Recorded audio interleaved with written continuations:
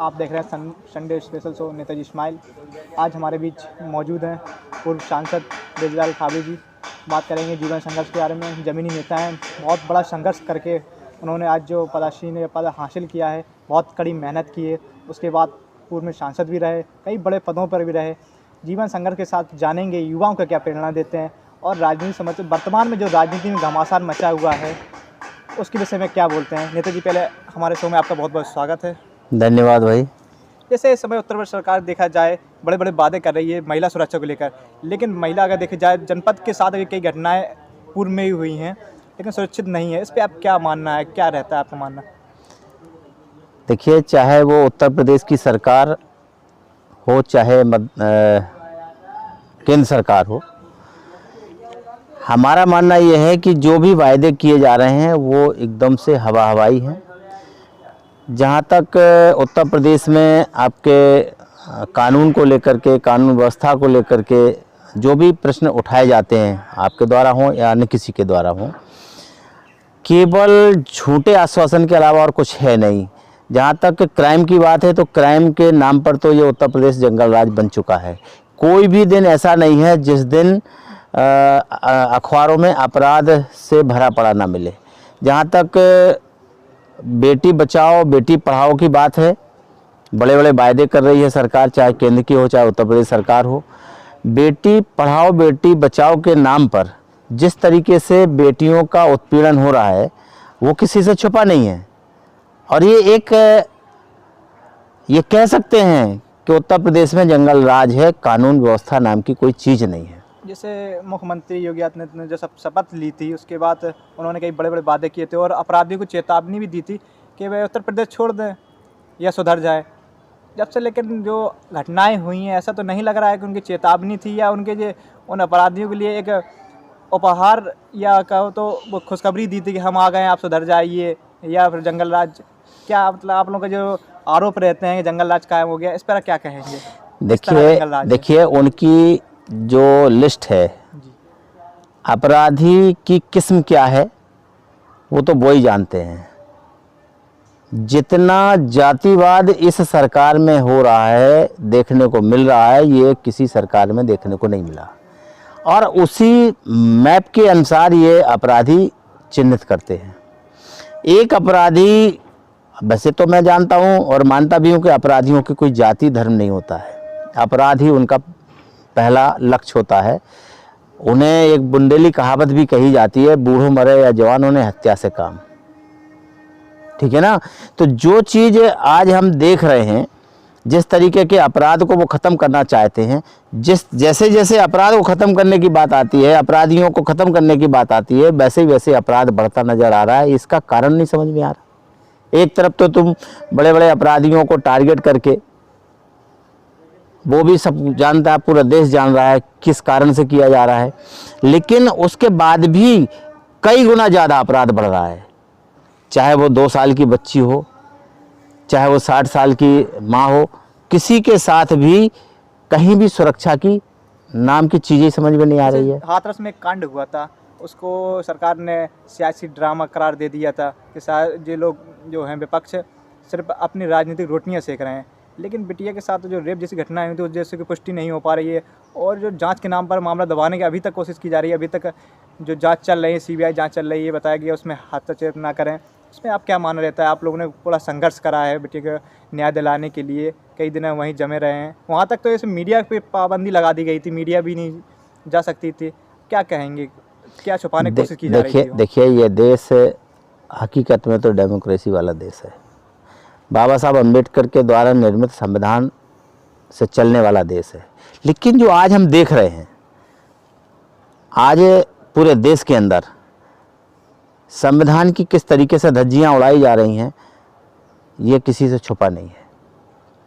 जहाँ तक हाथरस का मामला है, हाथरस में जो भी घटना घटी है और उसको सरकार ये कहना चाह रही है कि विपक्ष जो है ड्रामा कर रहा है। भाई विपक्ष को क्या पड़ी है? आप क्राइम को रोकिए, विपक्ष अपने आप शांत हो जाएगा। क्राइम को रोकोगे नहीं, क्राइम को छुपाओगे तो निश्चित है विपक्ष का काम है आवाज़ उठाना, चाहे सदन में हो चाहे सदन के बाहर हो। विपक्ष इसीलिए बना है, संविधान में विपक्ष की एक भूमिका है। अगर विपक्ष अपनी भूमिका नहीं निभाता है तो फिर विपक्ष का नाम रहना ही बेकार है। सरकार की गलत नीतियों का विरोध करना विपक्ष का मौलिक अधिकार है और वो विपक्ष विरोध करता है, मुद्दे उठाता है। आज मुद्दे हैं, सरकार कहती है हम एमएसपी पे धान, गेहूं, फलाना ढिकाना, गन्ना, ये आलू, प्याज जो भी खरीदेंगे हम खरीदेंगे, एमएसपी देंगे। लेकिन जहाँ तक एमएसपी की बात जब आती है तो आज जब धान की खरीद हो रही है, क्या वो एमएसपी पे खरीदी जा रही है? किसान को कितना तंग किया जा रहा है। ट्रैक्टर भर के ले जा रहा है, किसान दुकान पे पहुंचता है और पहुंचते ही उसको कह देता है वहाँ का खरीद केंद्र कि ये गीला है, इसको नहीं लेंगे, इसमें फफूंदी लगी हुई नहीं लेंगे। और जब किसान शाम तक परेशान हो जाता है तो फिर वो उनके रेट पे देता है जो वो खरीदना चाहते हैं। तो एमएसपी कहाँ गई? फिर मुकदमा क्यों नहीं लिखवा रही है सरकार? ये सरकार की दोहरी नीति इस देश और प्रदेश में चल रही है, ये जनहित में नहीं है, ये सत्यानाश की तरफ जा रहे हैं। जैसे आप सबसे बड़े राष्ट्रीय देखा जाए पार्टी के इस समय सदस्य हैं, लेकिन उत्तर प्रदेश में अलग थलग पड़ी पार्टी कहाँ कमज़ोर पड़ जाती है? जैसे कहा जाता है विपक्ष जो भाजपा है आरोप लगाती है, पप्पू कहा जाता है राहुल गांधी जी को, कभी मतलब जो शब्द है नहीं कहना चाहिए लेकिन वही भी कह दिए जाते हैं, तो कहाँ कमज़ोर पड़ जाती है? जबकि देखा जाए पढ़े लिखे सबसे एक राष्ट्रीय पार्टी के ये जो भारतीय जनता पार्टी के लोग हैं अपने आप को संस्कारों से लैस मानते हैं, तो क्या यही संस्कार है किसी अगले आदमी को जो आपके खिलाफ, आपकी नीतियों के खिलाफ है, उसको ऐसे शब्दों से नवाजा जाए? ये इनकी संस्कृति में आता है। अपने आप को संस्कृति से सुसज्जित मानते हैं भारतीय जनता पार्टी के लोग, तो क्या यही संस्कृति है इस देश की? इस देश की संस्कृति है कि सामने वाले को सम्मान दोगे तो सामने वाला आपको सम्मान देगा। राहुल जी को क्या क्या बोलते हैं, राहुल जी ने कभी चिंता नहीं की है। राहुल जी का एक लक्ष्य है, राहुल जी का एक उद्देश्य है और उस उद्देश्य के लिए वो निरंतर प्रयासरत हैं। उनका उद्देश्य है कि देश को बाबा साहब अम्बेडकर के कानून के दायरे में ला करके देश को प्रगति के पथ पर ले जाएं। जो भी आज देश के अंदर किया है, चाहे राहुल जी हों, हालांकि राहुल जी अभी देश के प्रधानमंत्री नहीं बने, चाहे राजीव जी हों, चाहे इंदिरा जी हों, चाहे नेहरू जी हों, चाहे कांग्रेस के जितने भी प्रधानमंत्री बने वो हों, इन्होंने इस देश को यहाँ तक लाके खड़ा किया है। आज भाजपा के लोग चिल्ला चिल्ला के कहते हैं 70 साल में कांग्रेस ने क्या किया है। हकीकत में तो 70 साल में कांग्रेस ने वो किया है जो आज दिखाई दे रहा है। हाँ, 70 साल में ये नहीं किया, ना तो ट्रेन बेची है, ना हवाई जहाज बेचे हैं, ना जो BSNL बेचा है, ना CCL बेचा है, ना BHL बेचा है। जो भी किया है वो उनको सुरक्षित रखने के लिए किया है और दिन प्रतिदिन उसमें प्रोग्रेस किया है, उन्नति की है। लेकिन भाजपा ने जो 6 सालों में करके दिखा दिया है वो देश जान गया है। एक भी चीज़ इन्होंने बनाई हो वो फिर बेच रहे हो तो बताओ, क्या इन्होंने कोई एयरपोर्ट बनाए है इन 6 सालों में जिसको बेच रहे हैं? एयरपोर्ट बनाया एक होता तो बेचने का हक था। मतलब पिताजी की संपत्ति को नालायक बेटे अगर बेचते हैं तो समाज क्या कहता है? नालायक कहता नहीं। तो आज यही तो हो रहा है देश के अंदर। भारतीय जनता पार्टी जो कर रही है वो कोई ऐसा नहीं कर रही कि जिसके लिए कोई देशवासी उंगली ना उठा पाए। लोग तो कह रहे हैं देश हित के लिए फैसले लिए जाए, वो बात अलग है। हम छोटा सवाल यही कहना चाहेंगे, उत्तर प्रदेश में अगर कांग्रेस उथल पुथल डली है, अगर देखा है मजबूत नहीं है, इतनी स्थिति बताई जा रही है, जिस स्तर पर सर्विस आते हैं सीट भी नहीं है, तो क्या मुख्य कारण है? आप लोग मजबूत क्यों नहीं हो पा रहे हैं? देखिए, उत्तर प्रदेश की जो स्थिति है वो अन्य राज्यों से अलग है। उत्तर प्रदेश में जब से जो क्षेत्रीय दल आए हैं, उत्तर प्रदेश में जो क्षेत्रीय दल आए हैं, तो क्षेत्रीय दलों ने जाति आधार पर जो राजनीति शुरू की है, उसमें जो बंटवारा हुआ है, उसके कारण यहाँ पर ये स्थितियाँ बनी हुई हैं। लेकिन आज हम उत्तर प्रदेश की हकीकत बयान करें तो ये है कि आज उत्तर प्रदेश में भी विपक्ष अगर कहीं कोई है तो कांग्रेस है। ना तो विपक्ष क्षेत्रीय दल हैं, ना अन्य कोई दल हैं। आज अगर विपक्ष की भूमिका उत्तर प्रदेश में कोई निभा रहा है तो कांग्रेस निभा रही है। और कांग्रेस की जो महासचिव हैं आदरणीय प्रियंका गांधी जी और हमारा जो प्रदेश के अध्यक्ष हैं अजय कुमार लल्लू जी और पूरी कांग्रेस आज विपक्ष की भूमिका में उत्तर प्रदेश में हम हैं। ये कौन कह रहा है कि हम उत्तर प्रदेश में नहीं हैं? आने वाला समय तो आने दो, जो 2022 का जो चुनाव होगा वो आपको बता देगा कि हम उत्तर प्रदेश में क्या है क्या नहीं है। ये तो राजनीति बातें थी। चलो सब, अब हम कुछ आपके जीवन से ऐसे जानना चाहेंगे, आपने राजनीतिक शुरुआत का किस सन से की और किस पार्टी से की, किस पद से की? अच्छा, देखिए हमारा राजनीति में जो आने का एक इंसिडेंट है वो बहुत पुराना है। उस समय मैं 9th में पढ़ता था और गांव में एक छोटा सा विवाद हुआ था। और उस विवाद के चलते जब वो लोग हमारे पास आए, हमारे सब मीन्स हमारे पिताजी के पास आए, तो पिताजी को सारी बात सुना रहे थे। हमने जब उनको सुना, सुनने के बाद हम एक तरफ आकर के उनसे हमने कहा कि आप लोग थाने पहुंचो और हम स्कूल जा कर के वहीं के वहीं साइकिल से थाने तक आ जाएंगे। ये मेरी पहले जीवन की घटना है।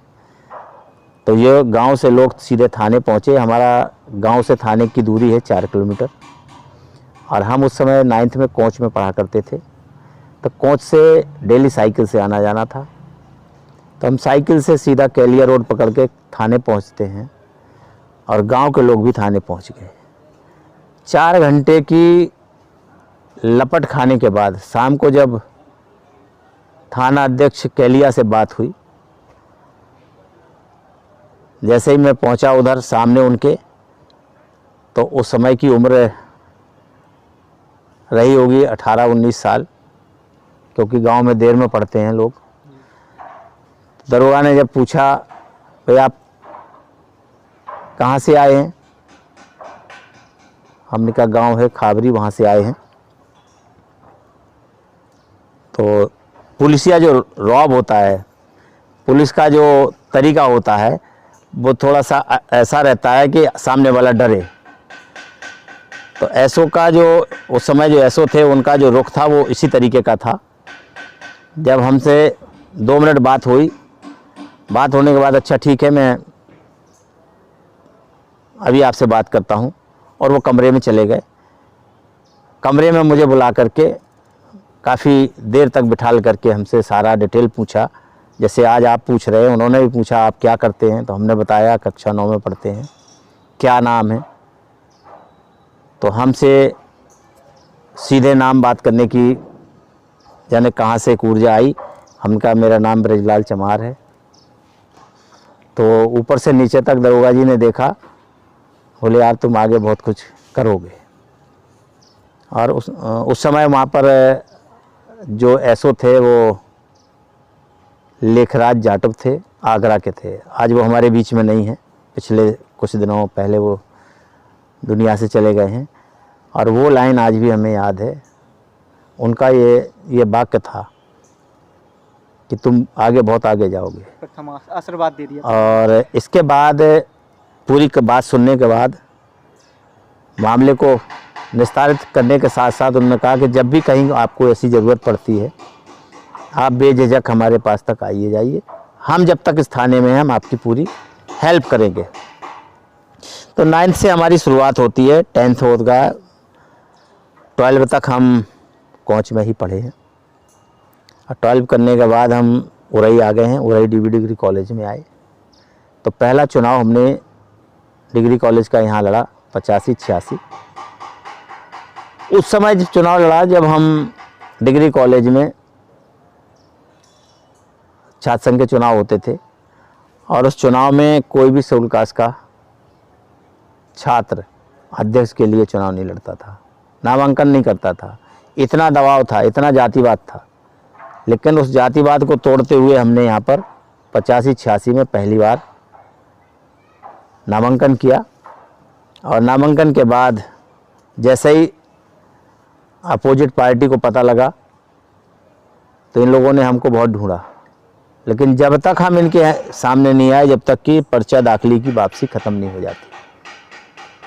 चुनाव लड़े, 461 मत हमको मिला, चुनाव हारे, और उस बार चुनाव विद्यार्थी परिषद ने जीता। दोबारा 86-87 में चुनाव लड़ा। हर साल चुनाव होते हैं। फिर हमने चुनाव लड़ा और चुनाव में फिर हमको लगभग 650 वोट के आसपास जा कर के हम चुनाव हारे। फिर भी जो है विद्यार्थी परिषद ने चुनाव जीता। तीसरा बार जब चुनाव हमने आया तो हमने चुनाव नहीं लड़ा। फिर हमने बैकवर्ड के लोगों को लड़ाना शुरू किया। पहला बैकवर्ड का चुनाव लड़ाया कप्तान सिंह राजपूत को। एससी और बीसी को मिला करके हमने शुरुआत की यहाँ। तो विद्यार्थी परिषद को बाहर का रास्ता दिखा दिया। लगातार 3 बार हमने विद्यार्थी परिषद को डिग्री कॉलेज में नहीं जीतने दिया। लगातार 3 बार हम ये ओबीसी के लोगों को जिताया। 2 बार में रामेंद्र को जिताया, 3 बार में वीरपाल दादी को जिताया। जब हमने देखा कि 3 बार इनको जिताने के बाद हम ये देखें कि हम किस जगह खड़े हैं। सूलकास्ट के लोग इकट्ठा वोट करके इनको दे करके, बैकवर्ड और सूलकास्ट के लोग इकट्ठे होकर के चुनाव जिता लेते हैं। क्या बैकवर्ड के लोग भी सूलकास्ट के किसी बंदे को जिता पाएंगे? जब हमने 4थी बार जब एक प्रैक्टिकल किया तो हम जहाँ थे वहीं खड़े नजर आए। बैकवर्ड का कोई वोट नहीं मिला और आरएसएस फिर जीत गई, विश्वेंदु प्रसाद। ये हमको वहाँ से झटका लगा और झटका लगने के बाद उस दिन से हमने तय कर लिया था कि डिग्री कॉलेज के चुनाव में नहीं शामिल होंगे। और फिर हम आगे निकल गए और आगे निकल करके हमने बहुजन समाज पार्टी में बढ़ चढ़ के काम शुरू किया। और बहुजन समाज पार्टी के संगठन में हम विधानसभा अध्यक्ष से लेकर के किस सन में आपने देश का, जिस समय 85-86 में चुनाव लड़े थे वो बहुजन छात्र मोर्चा से लड़े थे, वहीं से शुरू हुआ था। बहुजन समाज पार्टी 85-86 में ही हमने बहुजन छात्र मोर्चा से चुनाव लड़ना शुरू किया था, वहीं से शामिल हो गए थे। तो इसके बाद हमने फिर लगातार विधानसभा से लेकर के राष्ट्रीय महासचिव बसपा में काम किया, सारे पदों पर। 99 में हमने लोकसभा का चुनाव लड़ा। इससे पहले हम कई चुनाव लड़ा चुके थे। जो बहुजन समाज पार्टी के यहाँ के संस्थापक कहे जाते हैं बाबू रामादीन जी, लगातार लोकसभा का चुनाव लड़े, उन्हें हम लड़ाते रहे। हम लोग उनके साथ रह कर के लगातार काम किए। लेकिन जब हम 99 में चुनाव लड़े तो 99 के चुनाव में हमारे सामने एक बड़ी चुनौती थी, डू एंड डाई का, फर्स्ट एंड लास्ट। और उसी तर्ज पे हमने पहले भी काम किया था और लगातार काम किया। तो जो हमारी एक युवा लॉबी थी डिग्री कॉलेज की, पूरे ज़िले में थी, पूरे लोकसभा में थी, तो उस युवा लॉबी को हमने संगठित किया और उस युवा लॉबी के दम पर 99 का लोकसभा का चुनाव हम जीते। तो जो राजनीति में युवा का जो महत्व है वो हम बखूबी जानते हैं और आज भी हम उनके ऊपर गर्व करते हैं कि जो भी हमारे साथ के युवा छात्र रहे हैं हमारे साथ, आज वो हमारी उम्र में हैं और उनके नीचे वाली जो पीढ़ी है उन सब से हम वैसे ही घुले मिले हैं जैसे हम आज आपसे बात कर रहे हैं। जहाँ पे जाते हैं, जिस गांव में जाते हैं, उस गांव में हम उम्र तो हमारे साथ खड़े ही हैं, लेकिन हम समझते हैं उनसे नीचे 15 और 18 साल से लेकर के आज तक हमारी हम उम्र तक के लोग ब्रजलाल खाबरी को उतनी ही चाहत से पसंद करते हैं जितनी चाहत से हम उम्र के लोग करते हैं, किसी भी गांव में चले जाएं।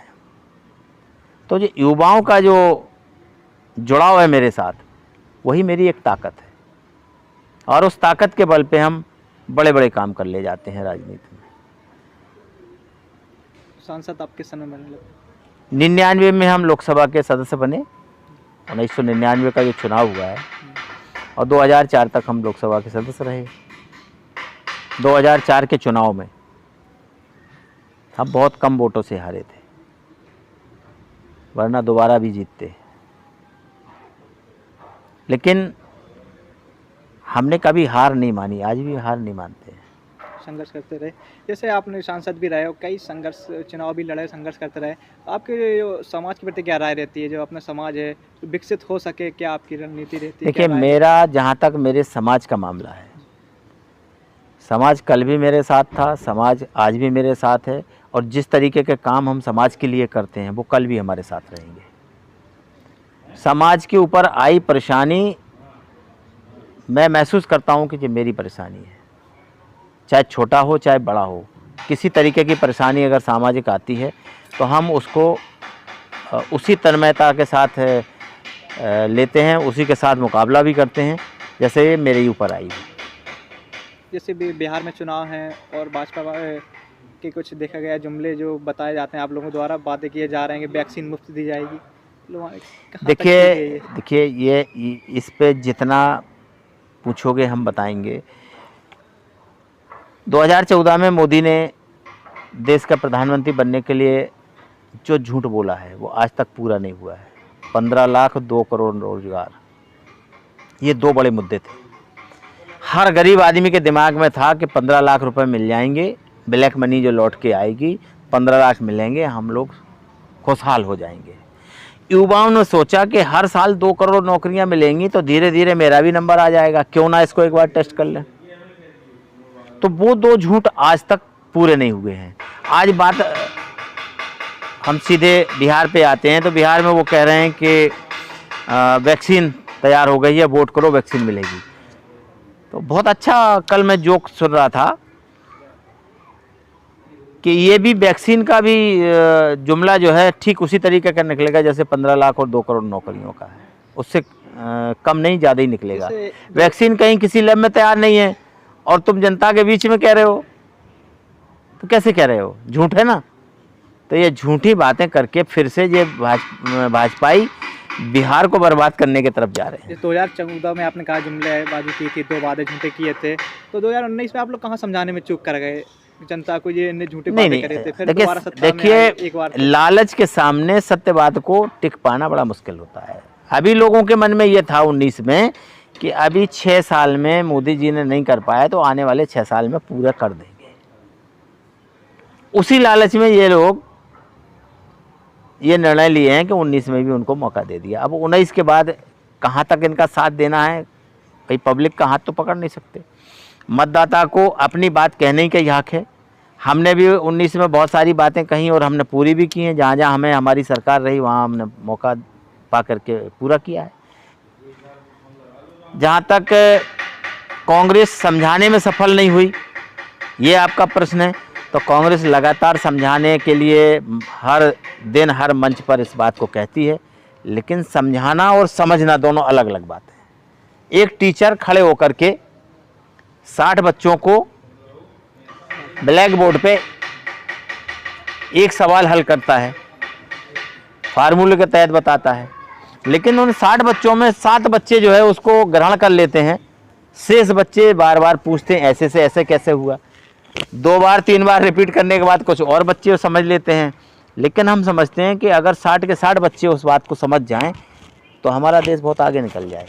वही हमारे सामने समस्या है कि जब हम किसी मंच पे किसी बात को समझाते हैं तो जो समझने वाले लोग हैं वो तो समझते हैं, जो अंधभक्त हैं जिनको सैलरी मिल रही है, कुछ अंधभक्तों को सैलरी मिलती है बतौर पारितोषिक, तनख्वाह नहीं, तो वो जो ऐसे जो अंधभक्त हैं वो गुमराह करते हैं लोगों को। बिहार की जनता जुमलों में आने वाली है? नहीं, हमें तो नहीं लगता है बिहार की जनता जुमलों में आ जाएगी। बिहार की जनता जुमलों से ऊब गई है।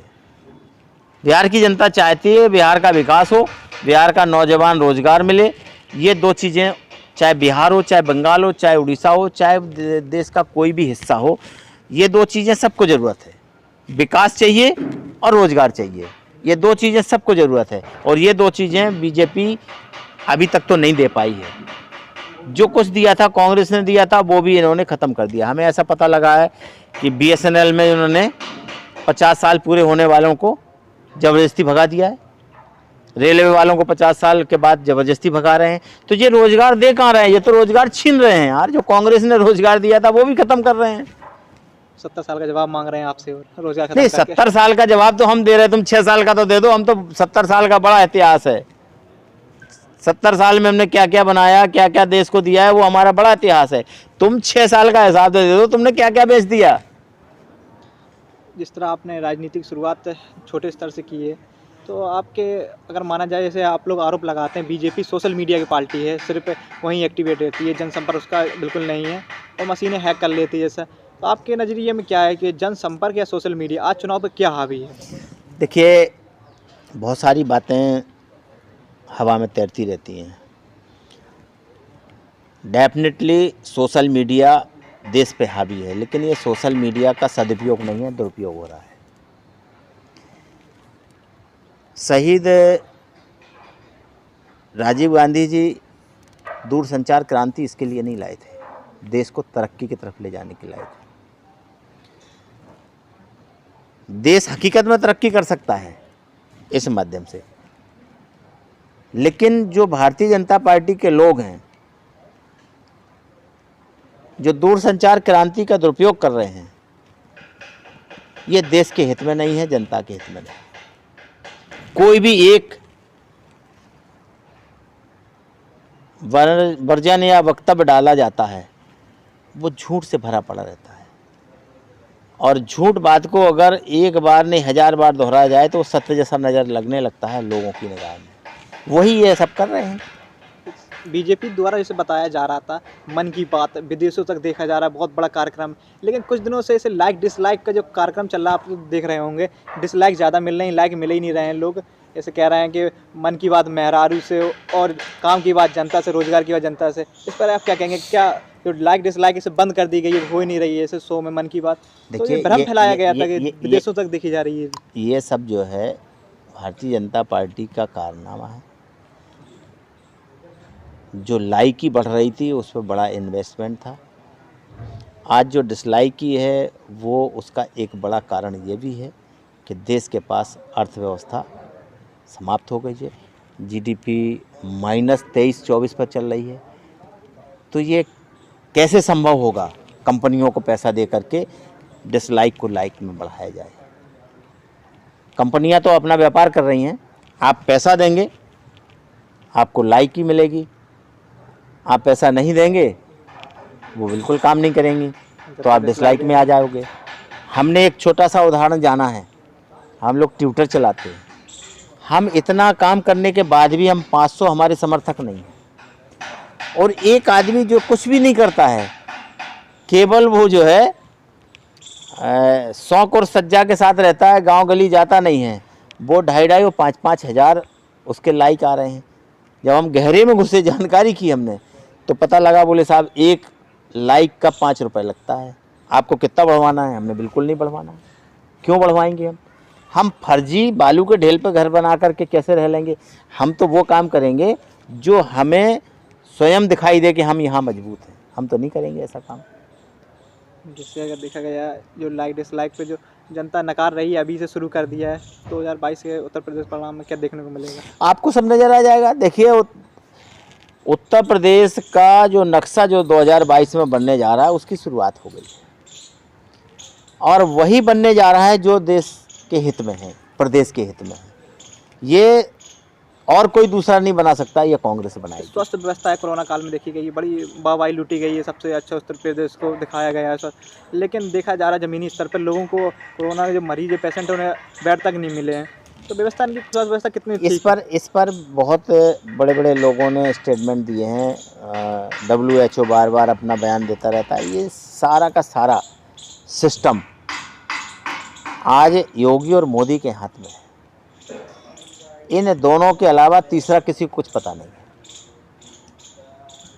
कोई कहे कि हमारे हाथ में है, कोई कहे हमें जानकारी है, किसी को जानकारी नहीं है।